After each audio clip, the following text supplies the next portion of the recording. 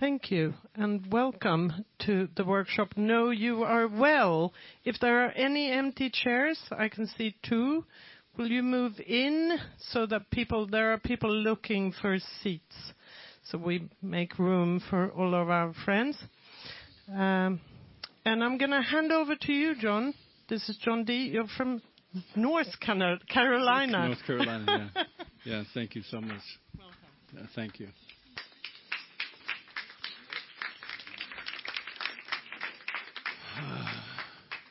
Hi, my name's John. I'm an adult child. I started this journey in 1988. I went to my first meeting coerced by my older brother because I was the scapegoat, don't you know?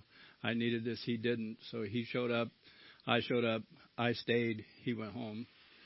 And I've been in these rooms for 30 years. I took a break after about year 12 for about 5-6 years, and then I got back into it. When I got back into it, adult children, the board had made a red book and the laundry list and a lot of material. So I am grateful to be here. Based on where I came from, this is a fucking miracle. This is one of the miracles everybody talks about. So did everybody get the handouts? There's 3 handouts. Somebody in the back may not have. If you could share with somebody, because they're all out there. So if a couple could pass over one set so that they could share. All this materials on the webpage for the convention. And I also have a PowerPoint that I never use. I don't know why I make them, because I like this flip chart. And it has all this information I'm going to go through in the PowerPoint. So how many people were not here at my first workshop yesterday? Okay. So what I'm going to do is go through the first part of the workshop so you have context that the other people who have been to the workshop have. And then I'm going to get into some techniques for you to find relief from whatever it is you're experiencing if you want relief, or to find whatever that is you're looking for that you can't seem to get a hold of. I worked in the jails from either volunteered or worked from 1995, volunteered to about 2000. From 2000 to 2015, I was at Sacramento County Jail as a drug and alcohol counselor doing violence intervention programs, relapse prevention, and I developed a program called Intentional Living, and it came from my recovery process. ACA is a big part of that, and all the other workshops that I went to and participated in to get the information I needed to find the relief for me. So for the people here for the first time, think about what you want that you've never had. It's like other people seem to have this quality. You don't have it. You want that. Or what you want can everybody hear me okay? Is this mic? Okay. What you want that you had that you gave up along the way or lost or somebody took it from you. And failing those 2 things, what are you looking for from this workshop or from the convention? What is it you want that you don't have? You haven't embodied it yet. Can somebody give me an idea of what that might be? Peace of mind. Being able to love. Being authentic. Freedom. Say again, please. Peace of mind. Trust. Happiness. Self-love and self-acceptance. Inner guidance. Believing myself. Yes, ma'am. Okay. Being in a relationship and not losing myself. So what I want to do is talk about the boundaries that are standing in your way. And I want to offer the people that were here yesterday, there's something new in this presentation, even though you've heard it. There's something that will, aha for you. So for those people that are looking for what I just heard, there's 4 things standing in your way. Your belief system, and your belief system is how you perceive the world, how you experienced your life, the trauma of the childhood, the dysfunction, alcoholic or dysfunctional parents. How you put that all together is your belief system. And that belief system filters out information through the belief system. The other thing standing in your way are your attitudes, plural. Usually when I say attitudes, people go, oh, no, we're going to talk about my attitude, good attitude, bad attitude, wrong attitude, right attitude. I'm not talking about that. By attitude, I mean, based on your belief system, what are the things you lean towards? Attitude. Lean left, go left, like a pilot. Or what are the things you lean away from? That's the attitude I'm talking about. Habits, physical habits, of course. Also mental patterns, things you think of over and over, compulsive thinking, critical thinking, and then any expectations that you have of yourself or others. Expectations of self is I should have, I have to, I got to, why didn't I? Expectations of others the same. How come? Why don't they? They should. They got to. How come? So expectations. So those are the 4 things. Can you please say attitude again? Attitude based on my belief system. I lean towards. I have an attitude towards politics, and politics is general, or an attitude towards. Religion or an attitude. And there's things I lean towards based on my belief system and things I lean away from based on my belief system. Thank you for that question. I'm going to take a breath because I'm feeling internally like I'm rushing. And I want you to know I am, because I want to give you the most information I can, and then we got an hour and a half. So I'm going to take a breath, slow down. So there's 4 things. Belief system, attitudes, habits, and expectations. And what I'd like to do is break those down for you. So what I'm telling you in street terms is right now, everything you think is a barrier. It's coming right out of your belief system, your attitudes, and your habits. Everything you say right now is a barrier because it's coming out of the same place. It's coming out of your experience.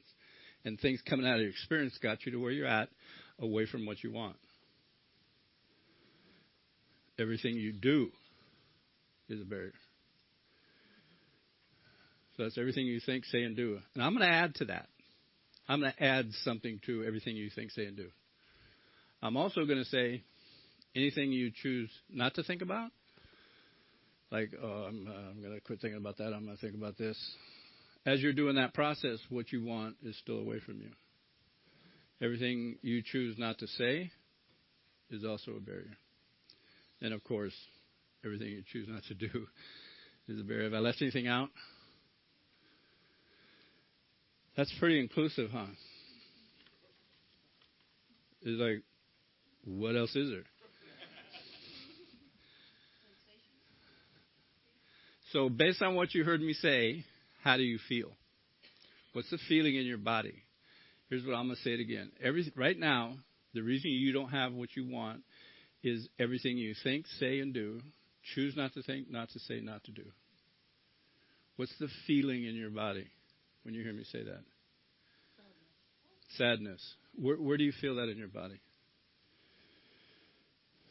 Your chest, upper chest. Okay. Who else? Who said? Emptiness. Where do you feel that in your body? In your stomach. Whoa. Where do you feel that in your body? Stomach. Say again. Okay. Lack of respect is a judgment. If you have lack of respect, you feel. So what might if you can't describe the feeling, where is it in your body? Is it in your chest? There you go.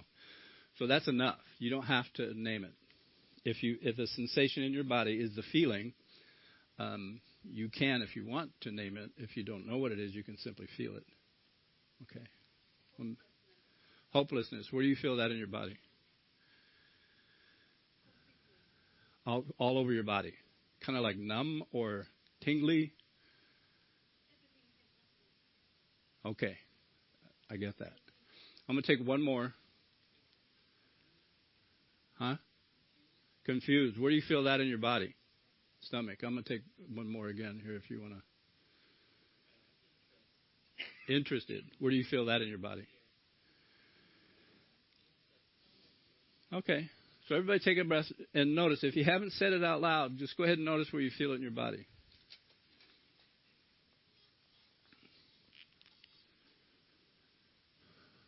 Okay, everybody got that?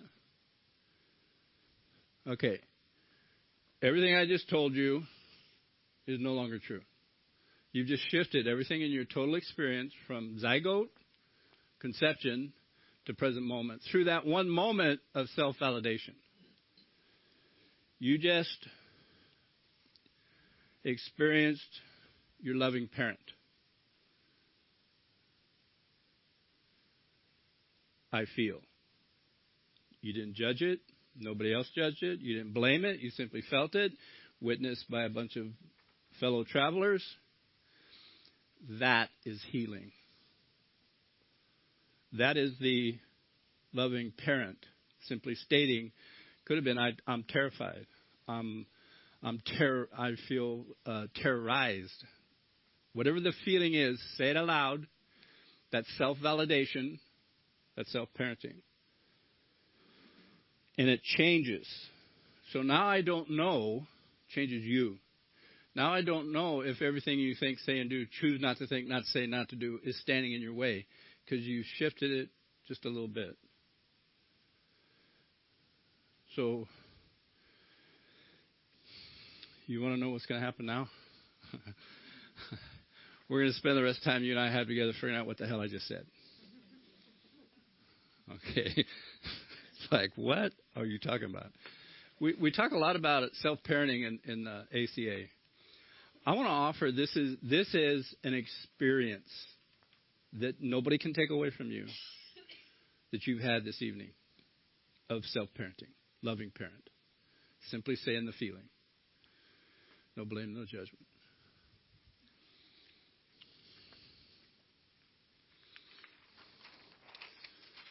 So,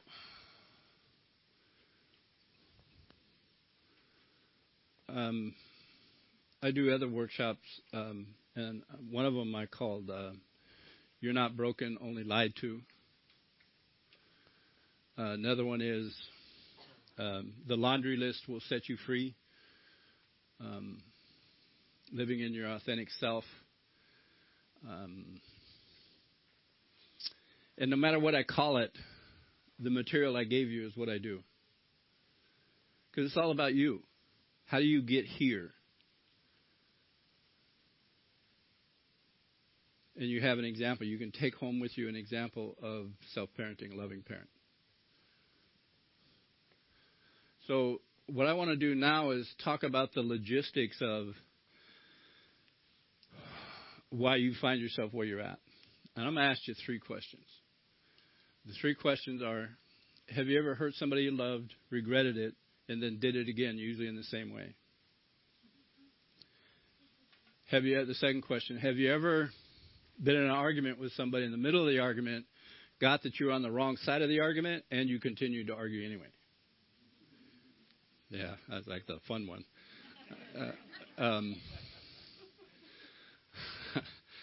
Have you ever been in a situation where you knew what you were about to do you would regret, and a little voice in your head said, stop, don't, what are you doing? And you found that you couldn't or wouldn't stop.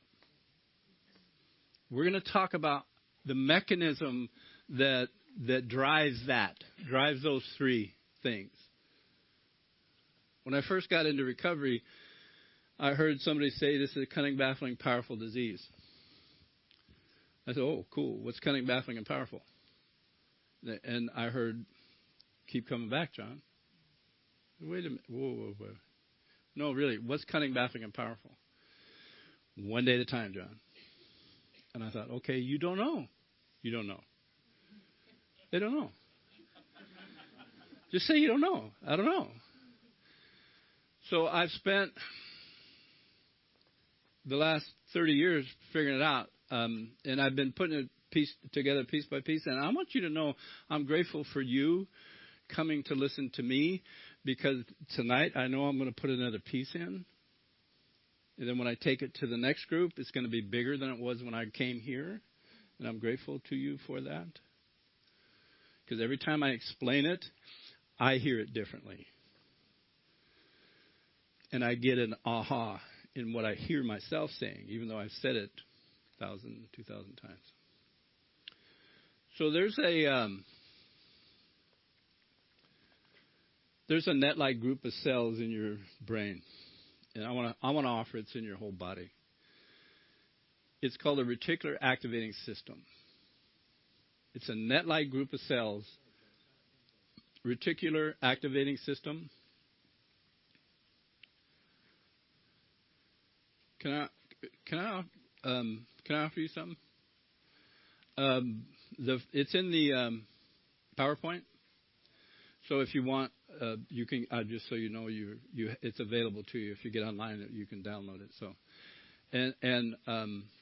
okay. So the reticular activating system, it's a net-like group of cells that go from the brainstem to the midbrain, and then the brainstem and midbrain have roots into your rational mind, feeding information.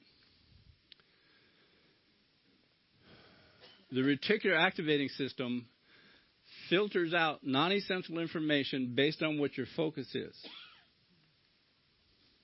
I'm going to say it again. The reticular activating system, that net-like group of cells, filters out non-essential information based on what your focus is. If you're an adult child, post-traumatic stress syndrome on some level, trauma, find yourself compatible with the laundry list,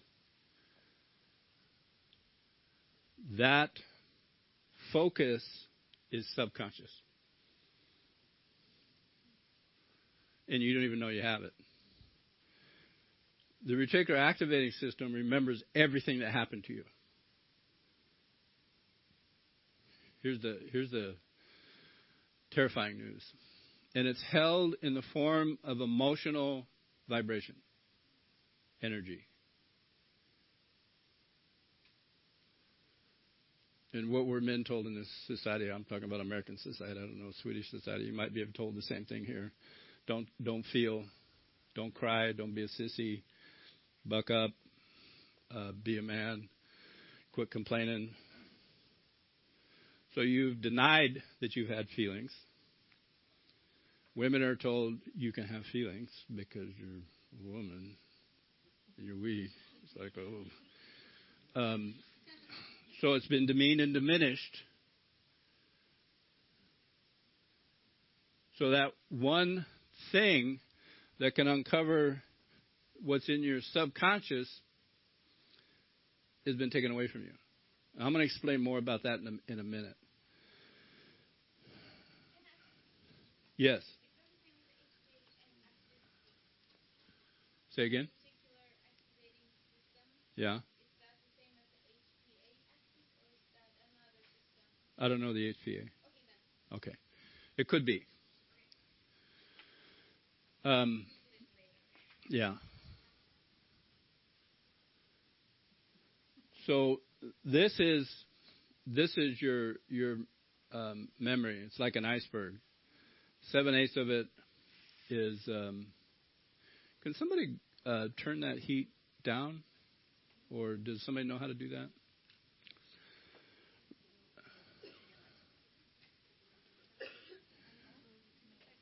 The iceberg's melting. Okay, so no. Okay, so thank you. Your memory is stored in your conscious and your subconscious. 7/8 of your total experience is in your subconscious. That's where we hold our trauma. That's where we talk about stuffing it. You stuff it into your subconscious. So 1/8 is conscious. 7/8 is subconscious. And all the trauma's in there from day one. And 8/8 of this experience motivates your behavior. So that's why you find yourself doing something you say you don't want to do, hurting the people you love, regretting it, and doing it again, because there's something in here in the trauma that says that's a good idea at the time. And it's not available to you. So I want to offer, I was going to say you, I'm going to say me.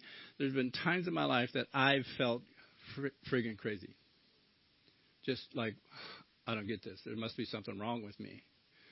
What I've discovered is that any behavior that I exhibit, manifest, is simply in alignment with the experience.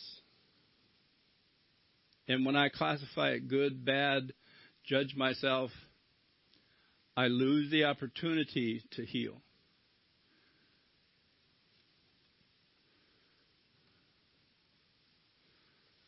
Let me say that again.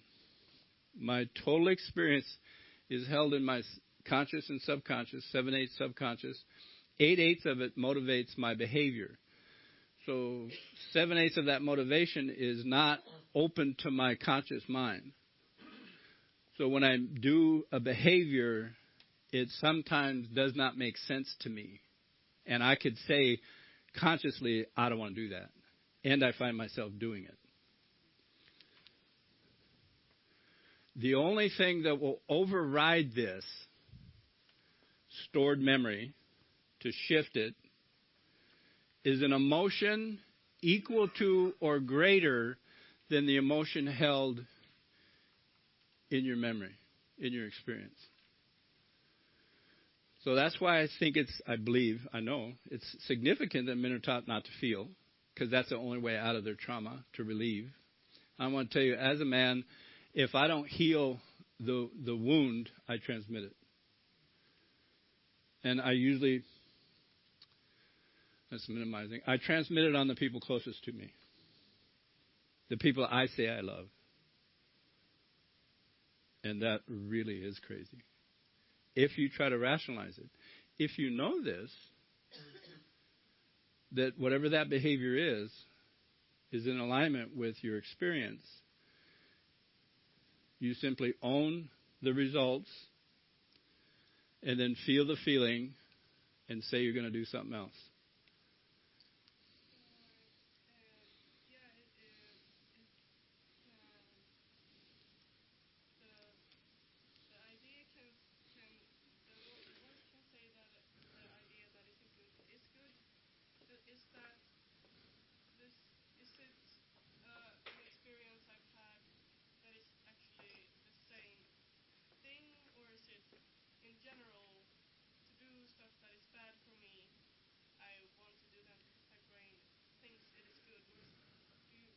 That'll be your personal experience.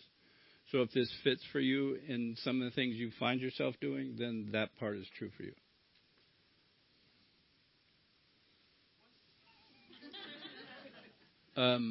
Can we talk afterwards? Okay, because I see there's some.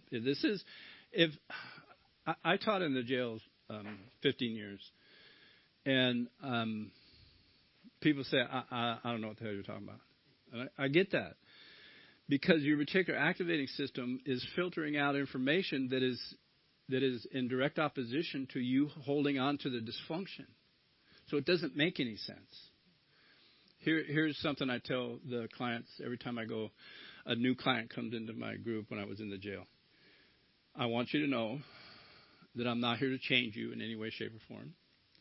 I'm not against drugs and alcohol. I'm not here to tell you don't drink and use. You want to drink and use, you go right ahead, drink and use.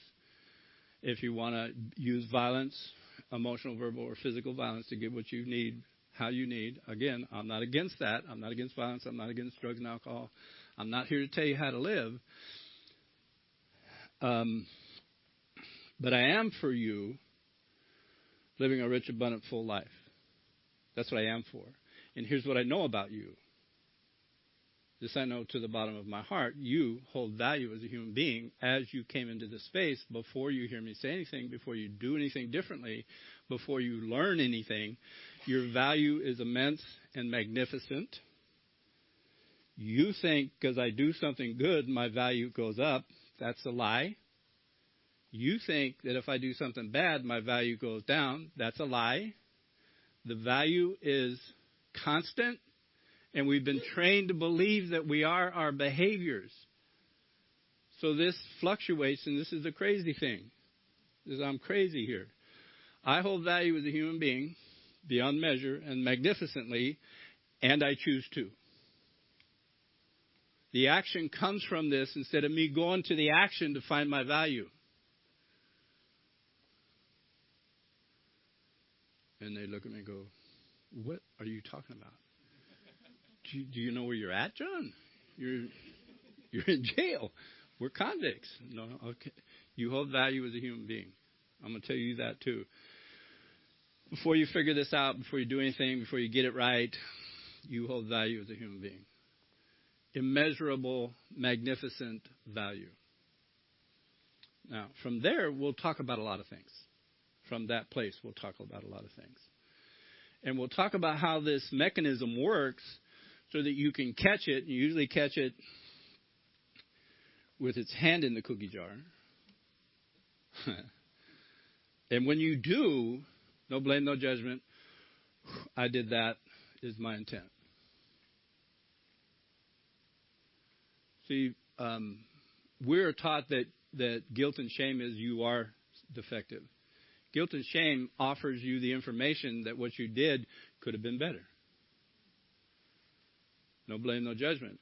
Every decision you've made, including the ones that have hurt you and the people you say you love, have not been classified right or wrong, moral. I do want to offer some of them hurt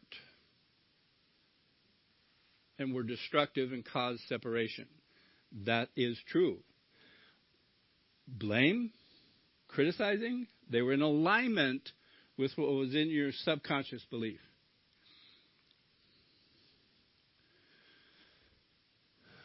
So the way out is going to the end result where you find yourself, taking a breath, and if you backtrack this behavior, whatever you come up with that motivated that's got to be it. And it came from you.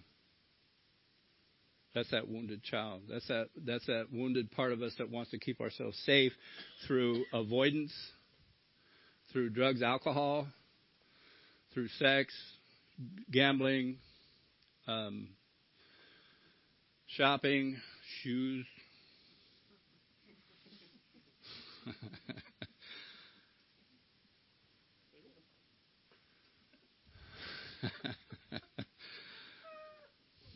So, I got this. I take a funny one. Yes, ma'am.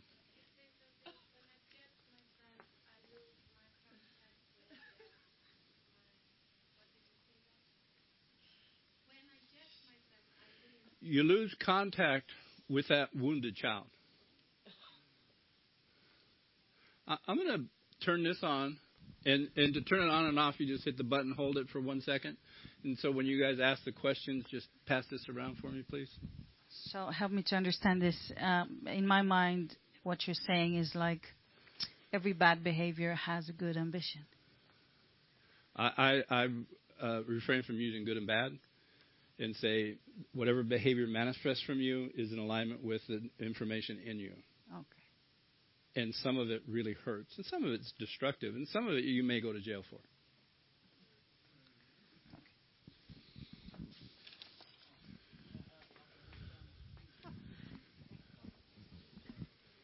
Well, hold on, get the. Thank you, because I can't. Kind of like, you're saying you own it, realise it, recognise it, acknowledge it, and then intend to do the right thing. Is that what you're saying? Alternative thinking? No. Well, yeah, but no. Yeah, wait a minute. Intend to do something different. Doing the right thing is the cause of most of the pain on this planet. Your parents thought they were doing the right thing. Don't do the right thing. Do the thing that comes out of this feeling. It will be different. It may work. It may not work. But then you get to do this again because you have the skills to self-regulate, to motivate, to personal development.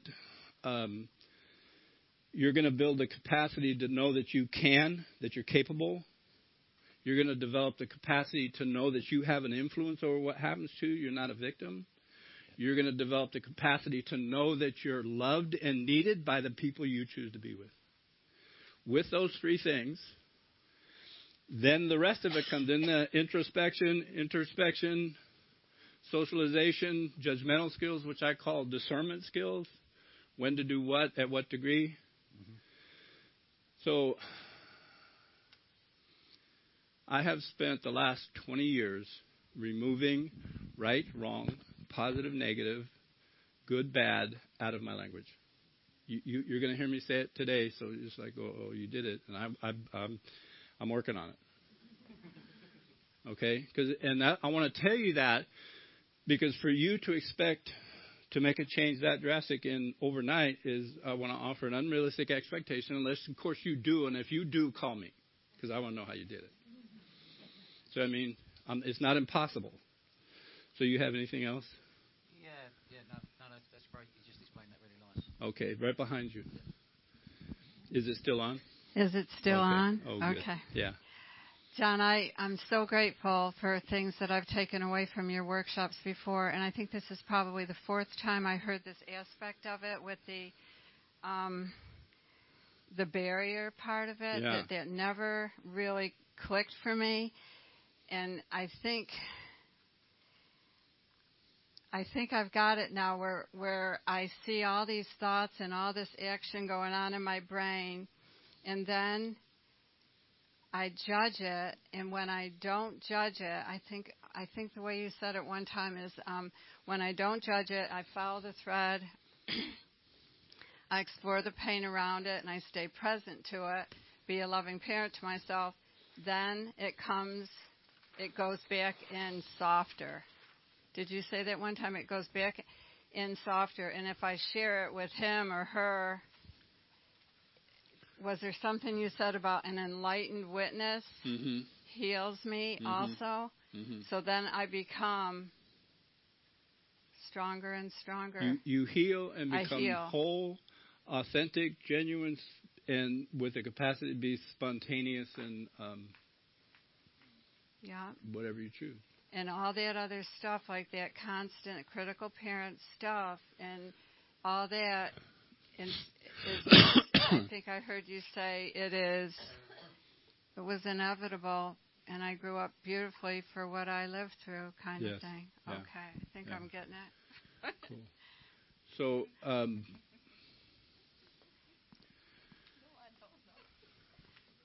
I read a book when I first got into recovery because somebody told me it was for therapists, and I wanted to know what they knew about me. So I read it. And in this book, Drama of the Gifted Child, Alice Miller says, and it was written for therapists, and she says, if you have not done your work and you are still wounded, when a client comes to you with that wounding, you will miss it. Because reticular activating system, the information can't get in, and it's not that we're bad people or dishonest people or malicious people. It's because we're wounded people with this device in us that every human being has to maintain your safety and your survival. It is not a bad thing, and it takes all of this information, this wounding information, and this reticular activating system is subjective. It's not objective. So you tell it something, it goes, okay. Like my mom said, you're not good enough because you're not a girl. Okay. My dad said, you're not good enough because you're not a white baby. You tan too good. Okay. And then I lived my life expecting this, some kind of rejection or criticism from the outside, thinking that's the way people love. So I'd walk into a room of 100 women, and the one that thought I needed the most improvement, I was in love with. This is chemistry. This is where the chemistry comes from. So what about if one of your parents... Oh, sorry. So what if one of your parents tell you that well, you're ugly, and the other parent says that you're not, or nothing, or you're not ugly, or what if it's just one parent that makes this? Okay. Does it? Then you put it together like you put it together, and it's created a belief system, attitude about yourself that is uniquely yours. And your dilemma.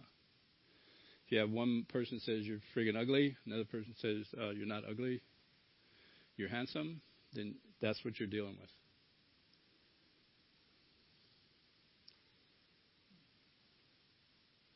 So what's the feeling in your body when you heard me say that?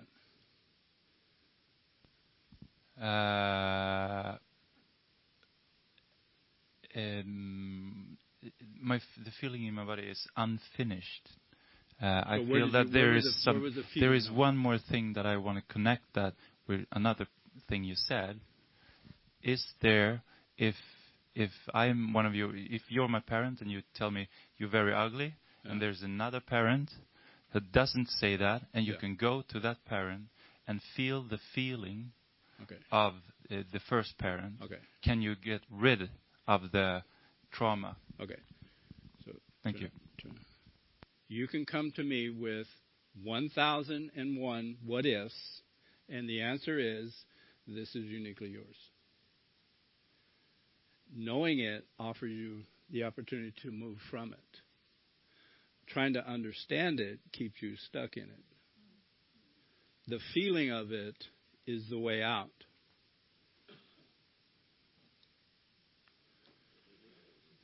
So that's why I asked you, what's the feeling in your body? Sad. So where's that in your body? In your hands. So just take a breath, close your eyes, and feel sad, and just notice that in your hands. We're all going to witness this for you.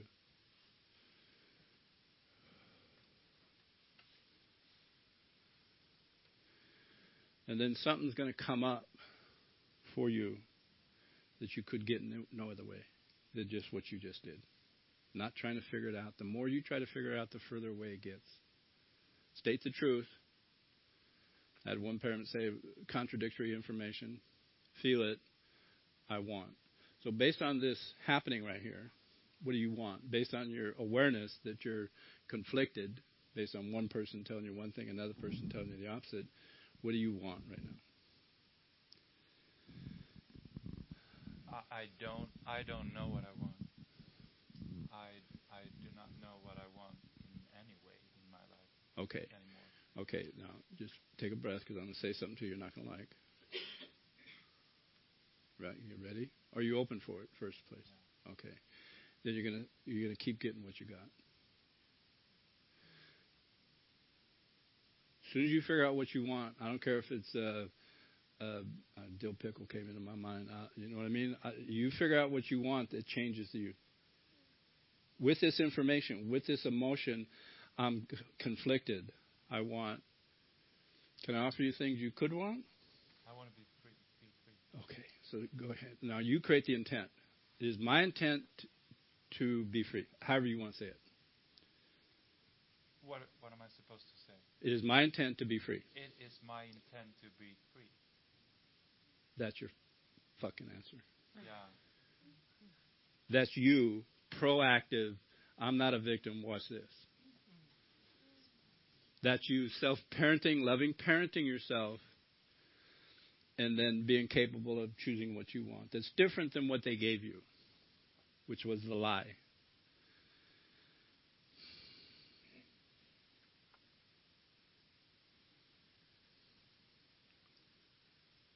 Thank you for that. Okay. So we get the mic back.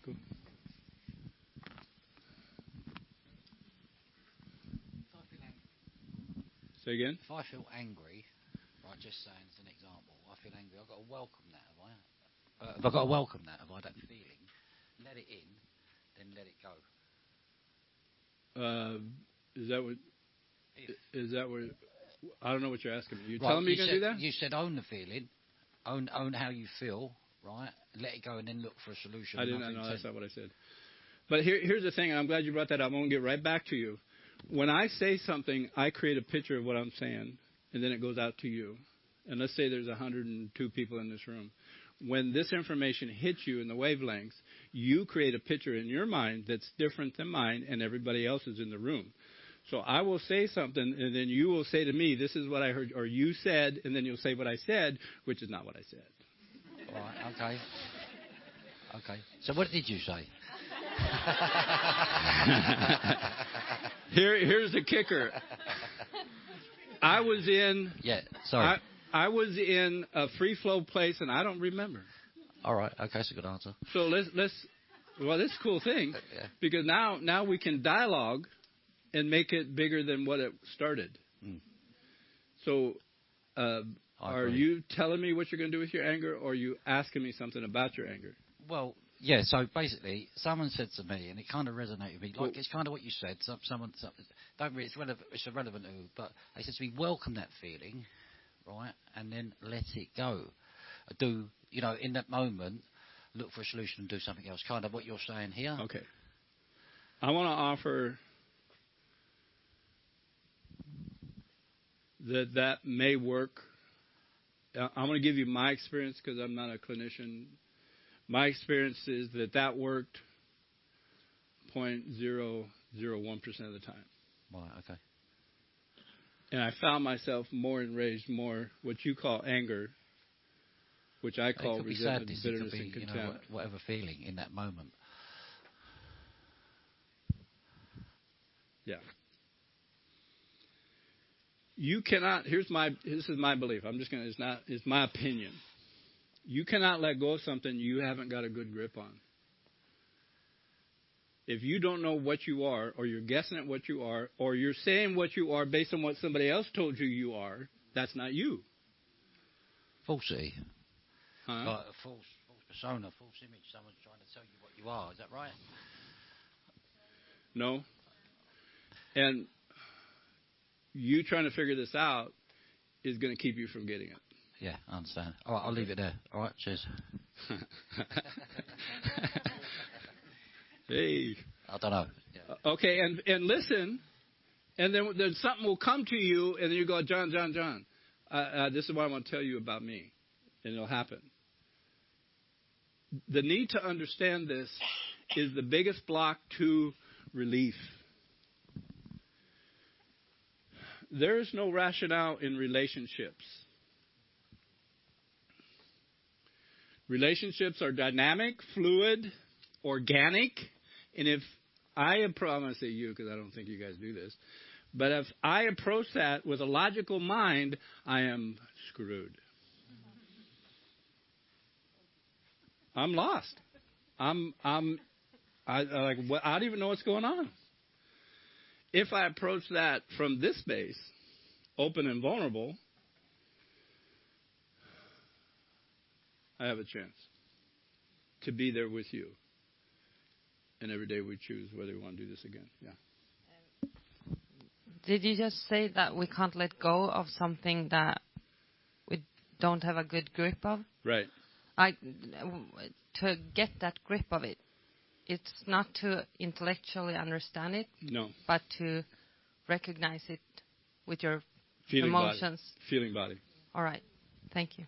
So I'm gonna jump around. Here's what I call the 4 constants of relationships, and we're talking about these right now, even though I haven't outlined it. Focus intention is what you want. Knowing what you want will change your reality. Not knowing what you want, you will stay the same. I don't care if it's building model airplanes. What do you want? You get to have whatever that is for you. On my projections is that you can tell where you're at any given time by looking around at everybody else. It's like, holy shit. Because what you see in everybody else is true about you. And the things that you have the most issue with them is more true about you. We're going to do some of that.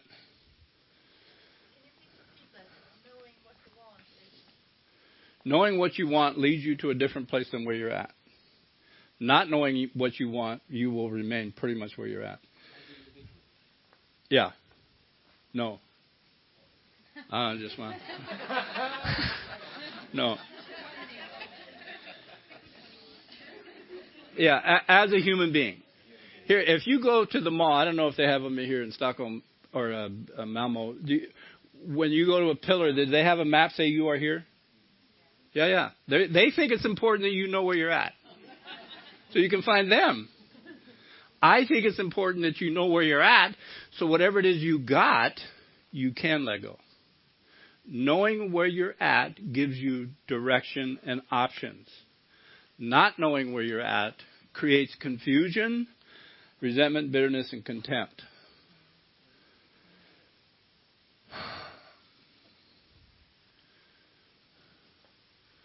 Okay. So own your projections tells you right where you're at. Whatever your judgment is of him, her, them is true about you first and may or may not be true about them. Always. Any way you can think of. Always. Every time.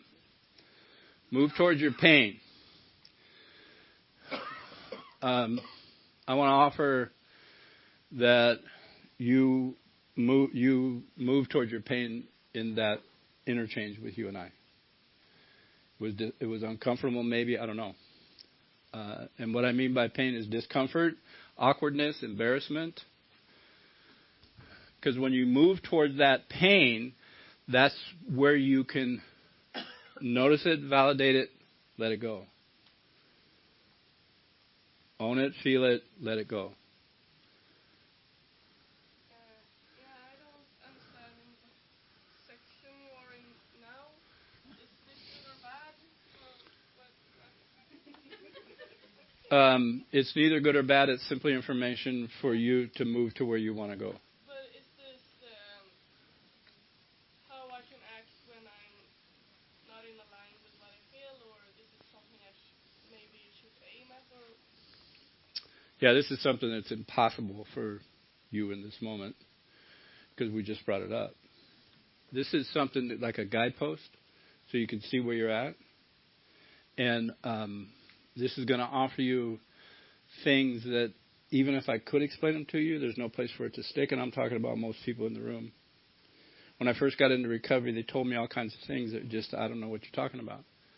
Like, we will love you until you can love yourself. It's like, what? Why?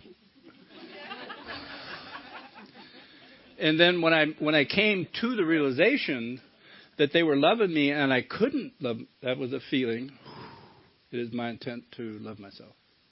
And then I started seeing, because the reticular activating system filtered out, this is love, this is not love.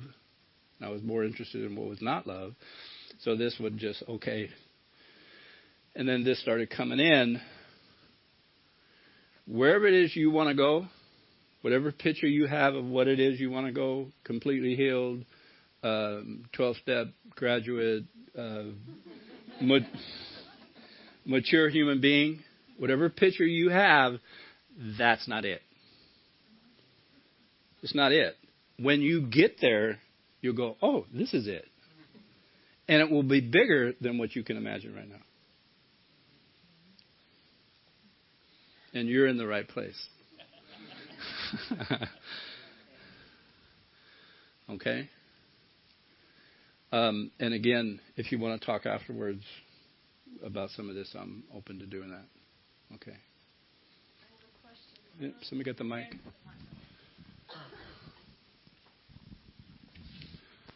Hi, I have a question about the moving towards the pain, because I feel that I can feel it, I can experience it. The problem is with letting it go. It doesn't seem to go away.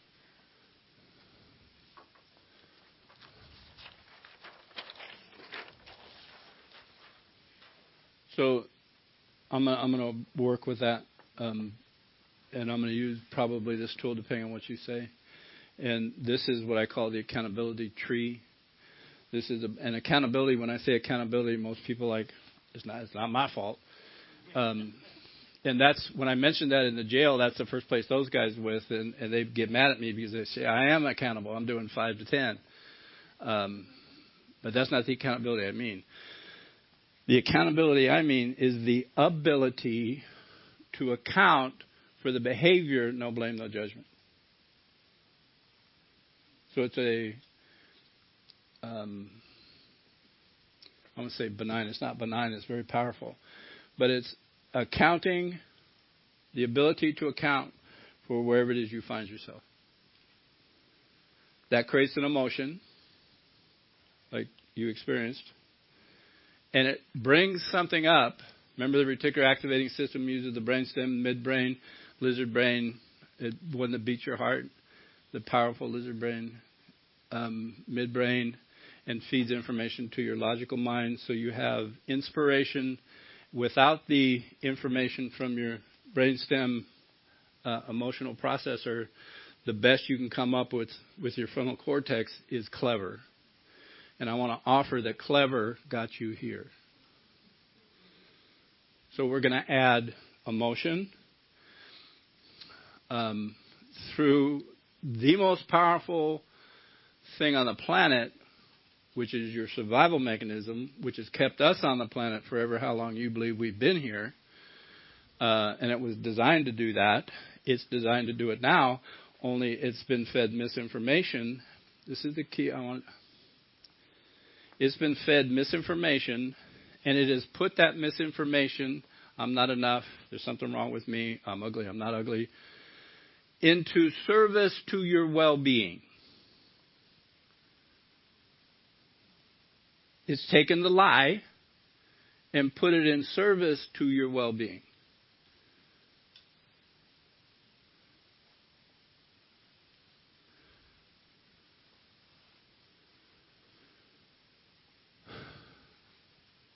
And you find yourself where you find yourself.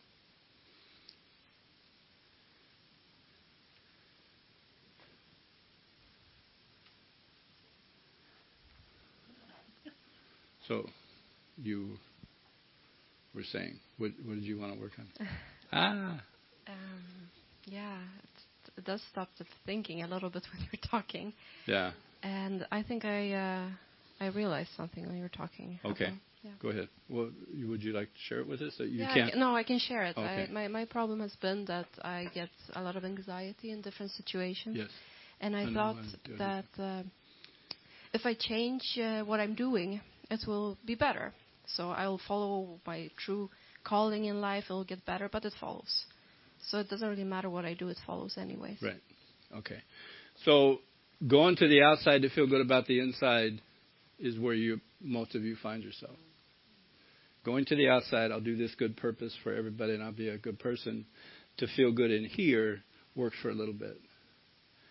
And then it stops working. And then all the old stuff comes back. So here's this, what this tool will give you is to feel here, know this, and know that you're valuable beyond measure. And then do something from that. That's what I'm looking for. That's what I found. Everything I'm saying to you right now, I'm going to offer a lot of it as I've never said it before. It's in my material, but not like this because of this group.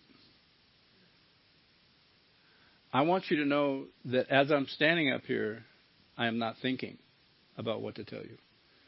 I have a plan. That's why I do this first. I guess like I forget where I was like, oh, wait a minute here. Let me flip this. Oh, this is where we're at. And I'm not thinking right now because I'm in this flow. Because I know I had a thought about a year ago, and it was no, that's. I've had a lot of thoughts because I'm not always in this place. The thought was, I really like who I've come to be. Holy shit. That was spontaneous and right out of this place. So, you want to work on what you're talking about? Absolutely, yeah. Even though we don't know the specifics of what you're talking about? Absolutely. Okay, because we don't need to know the specifics because it's all emotional. It's organic, spontaneous, and fluid. So based on that feeling, that aha, when you heard me speak, what is it you want that's different than what you got? I want to be more in the flow because I know the flow. Oh, okay. So create the intent. I'm going to ask you what you want, then I'm going to ask you to create the intent. The body is subjective. Now I'm going to get mystical on you. Bear with me. We live in a universe that says yes. We live in a universe that says yes. So if you say I'm a no good piece of shit, the universe goes, yes. And then you find yourself where no good pieces of shit go, and it proves to you that you're no good piece of shit. I'm talking about me right now. And then it validates it, and then over and over it confirms it, and then So when I say I want to love myself, the universe will let me want to love myself for eternity. Because it just says, okay, you can want to love yourself. So figuring out what you want is important. Creating the intent puts it in motion.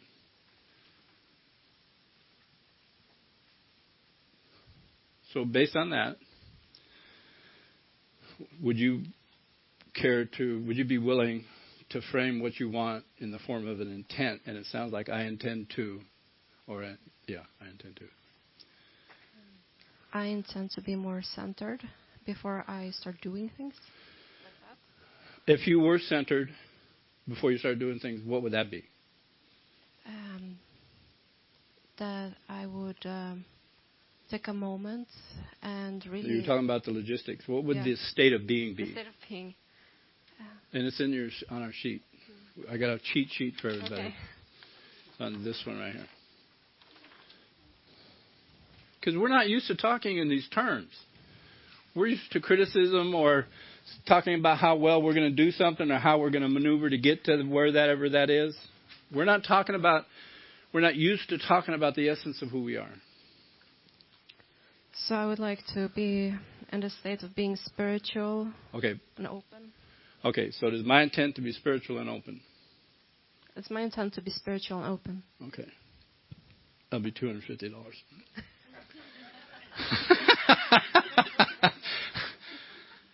What I'm trying to say is that's worth something. That's valuable. I intend. It is my intent to walk in beauty, peace, and compassion with an open heart, open mind. When I first started 30 years ago in ACA, it was my intent to have one moment where this shut off. It happened. I've been building these intents. The last one I came up with about a year ago, it is my intent to walk in beauty, peace, and compassion with an open heart, open mind. Yes. How do you do that? I don't know. I really don't know. And if you ask me, how do I do that? You don't. That intent will open up the information you need, reticular activating system, for this to manifest through you. The reticular activating system is just like the universe. It's subjective and says yes. So it hears, what's your name? Jessica. It is my intent to be spiritual and open. To be spiritual and open, yes. So now information that wasn't even getting in is getting in to maintain and build the capacity for spiritual and open. Automatically, just like I'm a no good piece of shit, automatically led me to that place.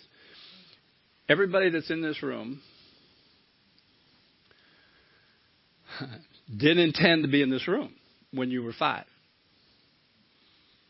And you're here. So the universe just said, whatever your parents told you, you formed a picture of that. You created that picture. The universe said yes. So I'm saying own the picture, the feeling, the moment. Say what you want. Create an intent.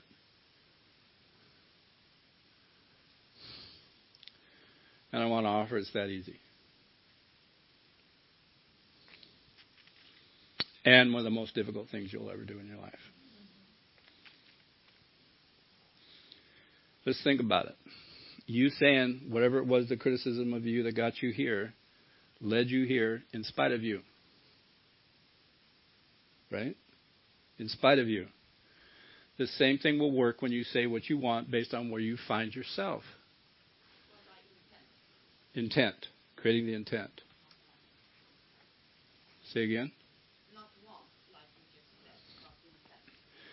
I want to offer once is enough, but I'm going to do it a lot. Once is enough. Once starts you on a path where you may not end up with that intent, but you'll start creating more intent because you simply are taking in more information. So you change. Once is enough. I say it every time I can think about it. I say it when the neighbor dog's barking at 3 a.m. in the morning.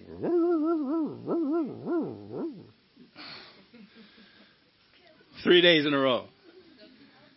It is my intent to walk in beauty, peace, and compassion with an open heart and open mind.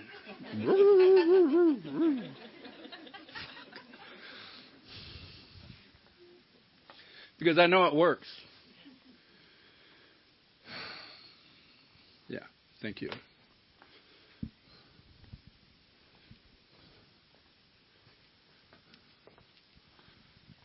Did you hand the back over there? Hello, I'm Hannah. I'm an adult child.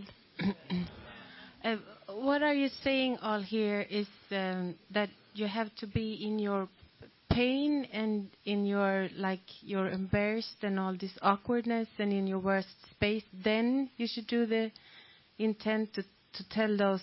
So this doesn't turn out to some think positive. No, no.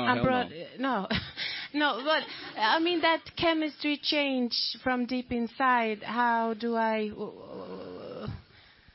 Where do I have to be? Do I have to be in my worst space?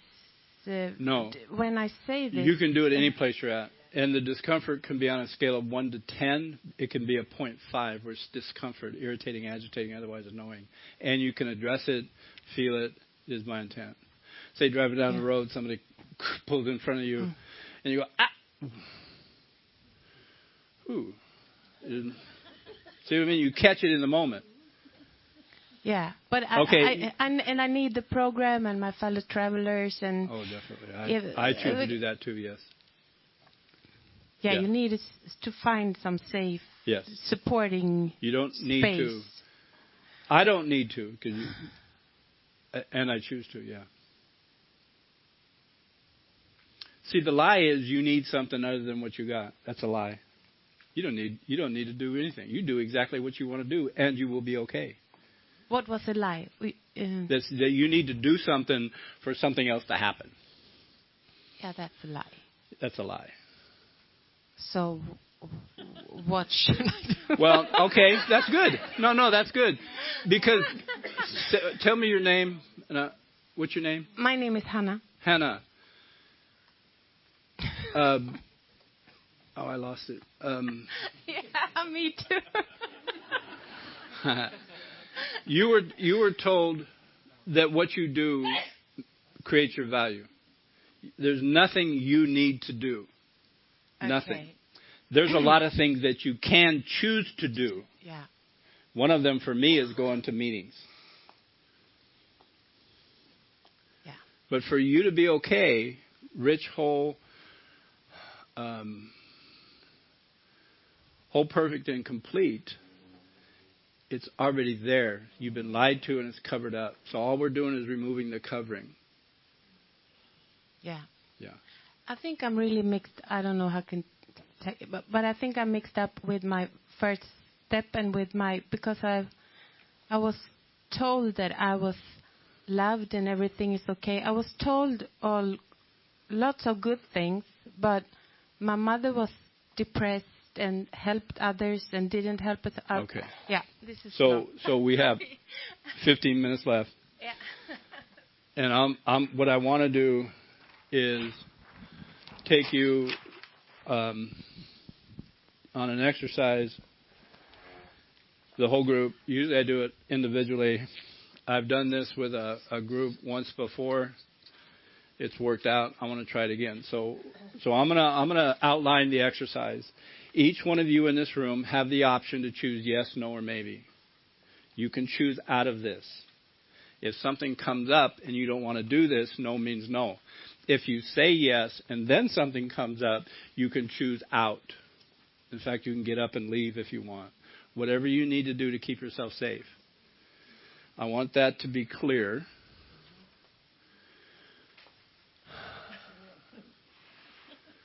And at any time you can choose out. Or you could sit here and listen, and you don't have to participate. That's another option. So I found this out in late 90s. I was arguing with my ex-wife. I had moved out. I was in a one-bedroom apartment. She had come over. There was an argument. I was standing on the front porch. She was in the little courtyard. And she said to me, John, you want me to tell you you're crazy. And I said, that's crazy. I don't want you to tell me I'm crazy. So we argued a little bit more. It was one of those kind of arguments where spit's coming out of both our mouths. And she said, okay, here it is. John, you're crazy. And a little voice in my head said, see, told you. Holy shit, I did. I got it at that moment that I was doing everything I could to get her to call me crazy. That just like, holy shit. She left. I got mad at God. I was 9 years sober. And I told God, screw you and your friggin' recovery. I'm out of here. You tell me what this is. You show me what this is. This is too painful. Or screw you, next lifetime, maybe. I'm done. So I had enough wherewithal to go and lay down, do a meditation. And in my meditation, I went to that safe place for me. And it's kind of like a floaty place where all my invisible means of support exist and offer me information. And a thought came to me is, what the 12 step says is forgiveness, the resentment prayer. So I said, okay, I'm here to forgive my ex-wife. And then all those people, all those invisible means of support started friggin' laughing. They were laughing at me. Then I got mad again. Are you kidding me? You tell me to do something, I'm here doing it, and you think it's funny. So then the thought came to my mind, John, she didn't do anything to you, you didn't ask her to do. Well, oh, that's right. I got that. And then I heard, John, you have love mixed up with rejection. Mixed up with rejection. Rejection, yes. So in that moment, my whole life made sense. In that moment, I saw the lie. Complete, total.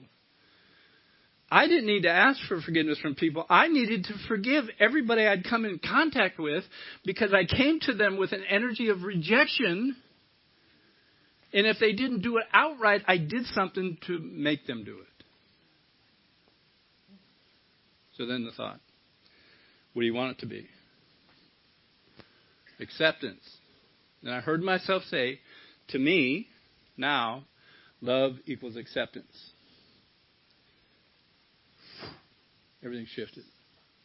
Everything shifted. I went outside. I was living in that place for about 8 months. And I walked past a half wine barrel full of flowers, been there for the whole 8 months, with this little bundle of flowers, with little flowers all the way around. Red, beautiful, texture, taste, smell. Oh my God, these are fucking gorgeous. And then I thought, somebody put them there, messing with me. The typical ACA response. So then I thought, oh my God, they've been there the whole time.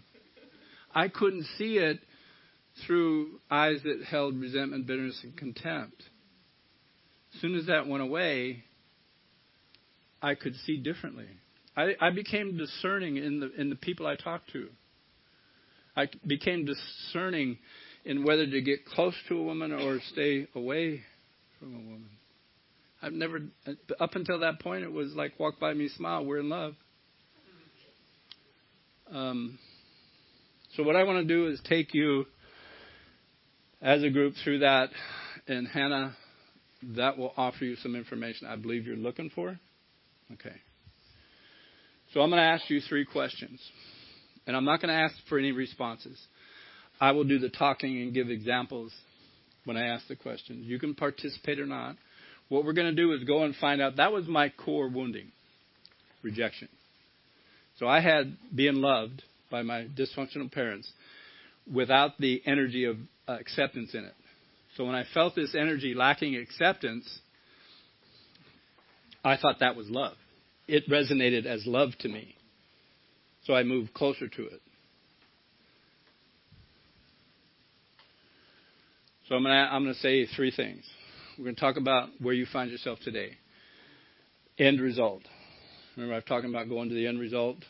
And the end result, whatever the idea was to get you there, has got to be it, and it came from you. So where are you relationally with your love relationships, with your family, if you have children, if you don't have children, with your parents? What's the status of your relationships? Close, not so close? Oh, my God. What is your financial status? Where do you find yourself? Is it just okay? Is it where you want it to be? Is it in the toilet?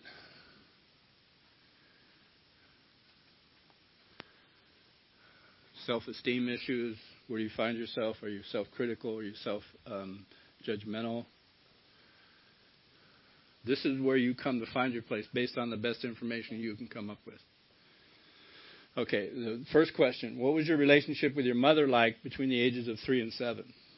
How did she speak to you? What are some of the ways she related to you? What did she say to you? Did she say things like, you need to do better? Or did she say things to you, I love you because you're so handsome?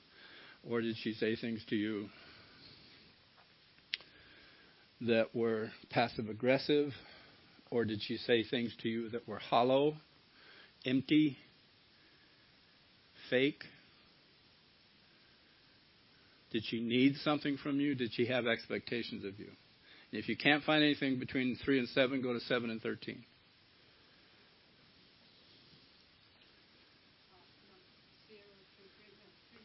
Three to 7. If you can't find anything there, go to 7 to 13. Okay. What was your relationship with your father like? How did he relate to you? Was he around? Was he an absentee father? Was he emotionally available? Was he over available? Was he too touchy? And I can also say the same thing about your mom. How did he relate to you? What was the feeling you had around him? What was the feeling you had around your mother also?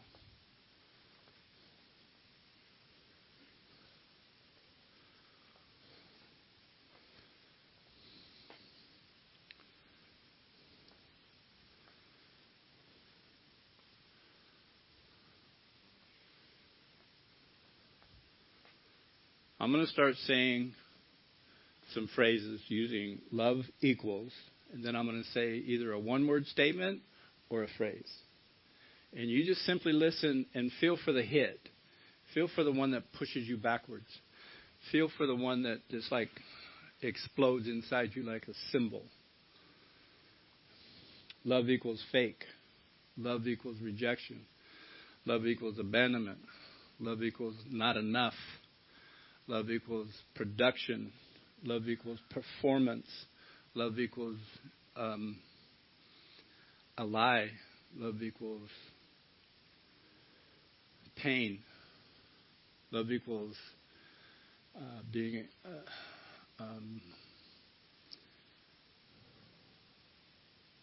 used. Love equals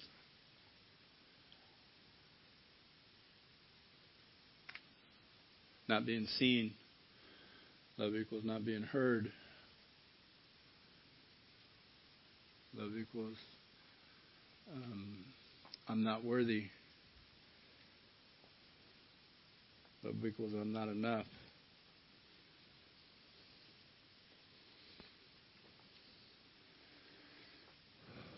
Love equals pain.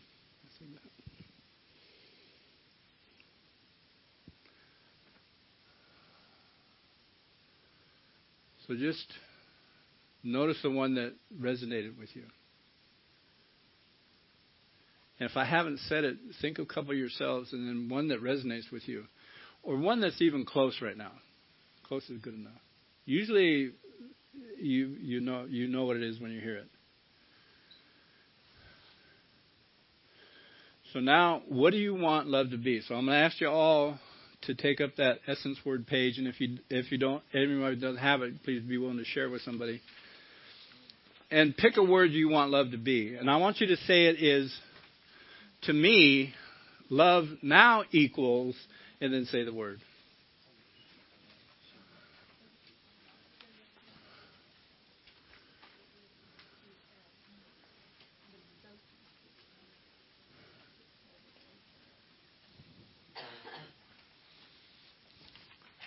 Love equals genuine. Love equals gentle. It could be two words. Love equals gentle and kindness. Love equals compassion. And there's a word that's not on there. And I said is integrity.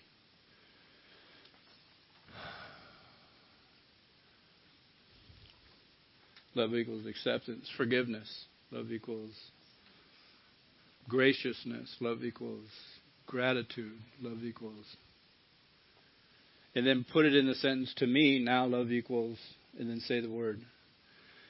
And who would like to share with us what they came up with?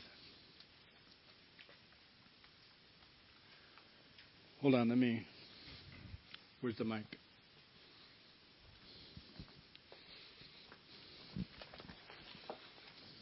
I'm going to repeat what I hear you guys say so we could get a lot of them out.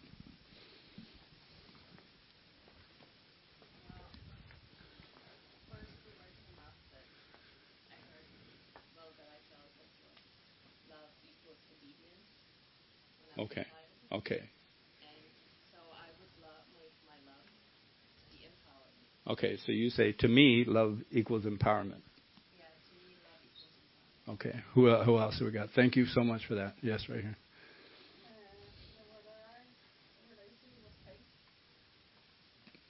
So say that, to me, love equals. What was the first one? Pain. Okay, thank you. So to you now, love equals trusting. Yes.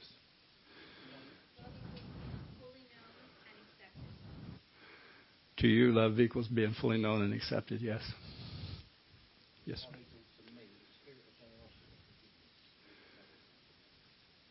Say it again. Spirit. To you, love equals the spirit of generosity and forgiveness. Yeah.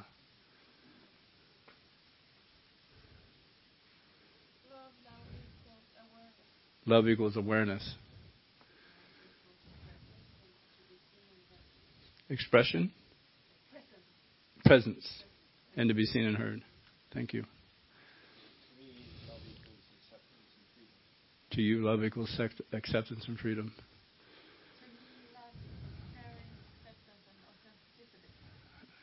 Loving, caring, and authenticity. Say it again. Oh, okay. Thank you. To me, love equals acceptance. Anybody else? Yes, sir.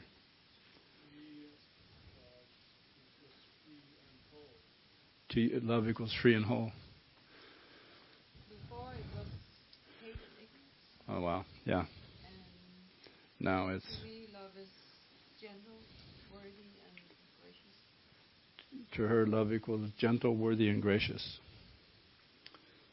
To me, before it was nobody was listening. Yeah. And now for me, love equals caring. Okay. For her, it was nobody was listening, and now love equals caring. Good. Very good. Yes.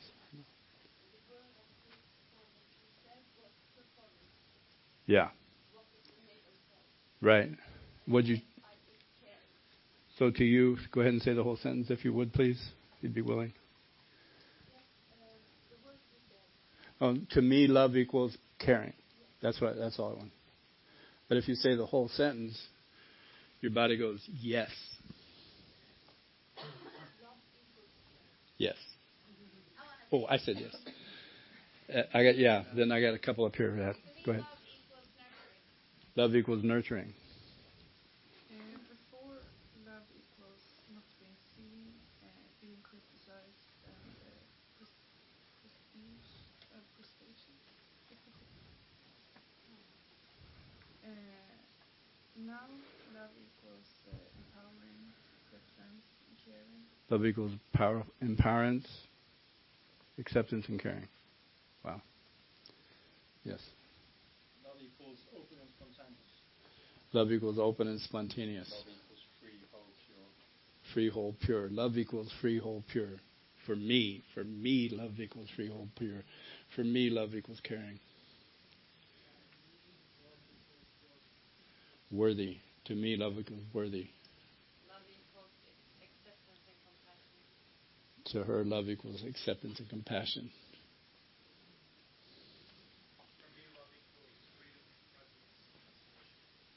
To him, freedom, presence, and tenacious.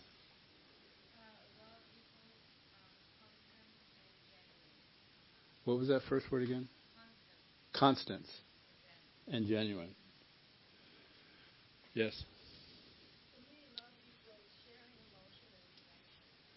To her, love equals sharing emotion and connection. I can do this all night, and I'm willing to. So if you guys want to leave when it hits 11 o'clock, I'll be here with a phone. Yes. Love equals trust.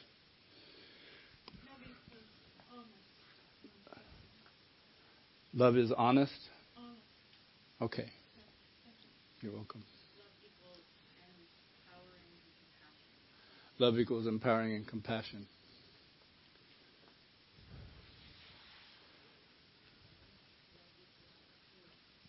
Love equals pure. To me, love equals being seen. To him, love equals me and being seen. Very good. Yeah. So, yes. Love is a good feeling. Love is a good feeling. Yeah. Love is a good feeling. Yeah. Huh? What's that?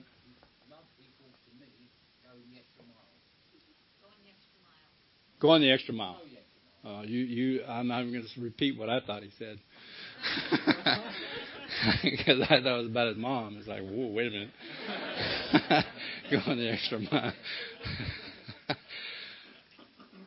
See, just everybody take a nice deep breath and check in with your body.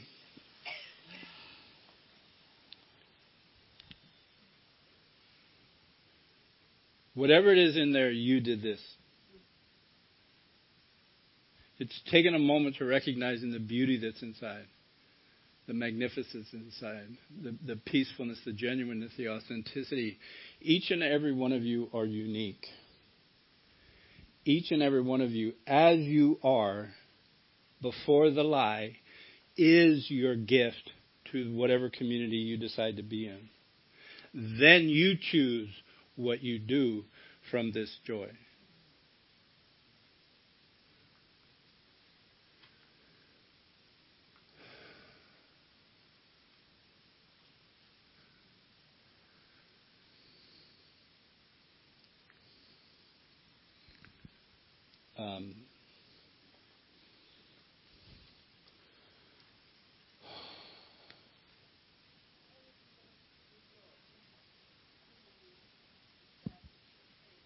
I can't hear you.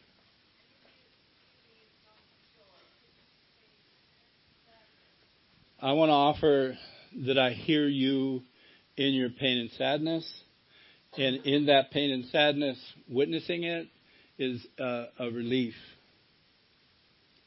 Is this pain and sadness something that's new for you?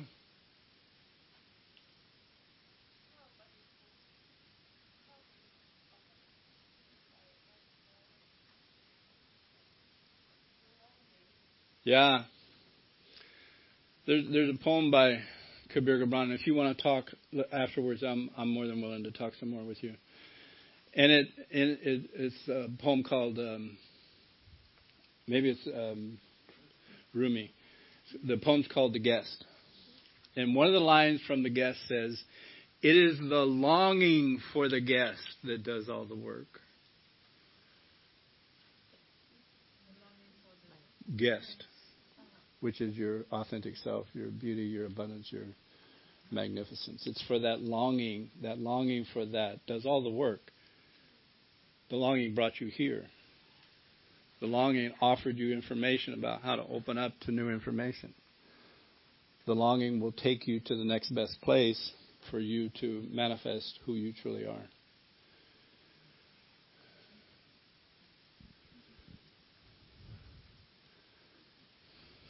One of the things, when I told you I was in the jail, I was in a room full of men, and they tell me all the shit they're doing and how great they are. And I'm going, you guys don't do shit. All you do is react to what you think other people are doing, and it's all from the lie. We as human beings don't do the do. We create the longing, and the universe brings it to us through information. And this reticular activating system is our Google map to self-empowerment, to self-love, to self-forgiveness, to, I don't know what more you want. There's a lot there. Huh? True identity. Thank you. I was looking for something. The authentic you, the who you were before all this bullshit came to you. Yes. I wish I had more time. I'm going to try to be in Florida next year, and I'm going to ask them to do an hour and a half workshop back to back so we can do this, take a break, and come back and do some more. Okay? See you there. Okay. Thank you. Thank you so much. You're welcome. Thank you. That's the end of the workshop. Do you want to do the Serenity Prayer? Feels good, huh?